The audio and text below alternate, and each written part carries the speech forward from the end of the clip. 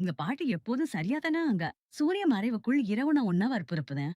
அறிவியல் இன்று கூறும் பழக்கங்களை நம் முன்னோர்கள் முன்பே அறிந்திருந்தனர்.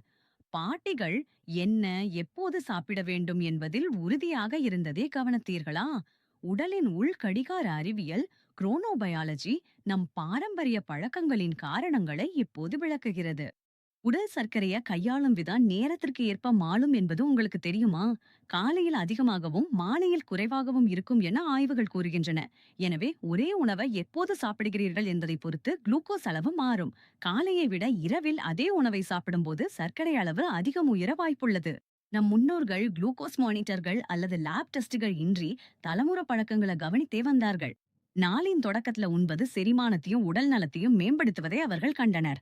பாரம்பரிய இந்திய முறையில காலை உணவு அதிகமாகவும் மதிய உணவு மிதமாகவும் இரவு உணவு லேசாகவும் இருப்பது தற்போதைய ஹார்மோன் சுழற்சிகளுடன் ஒத்துப்போகிறது. இருட்டு முன் சாப்பிட வேண்டும்.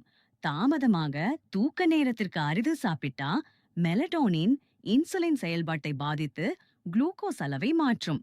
இரவு உணவை தள்ளி போகுவது உடல்நல கோளாறுகளை உண்டாக்கும் என ஆய்வுகள் கூறுகின்றன.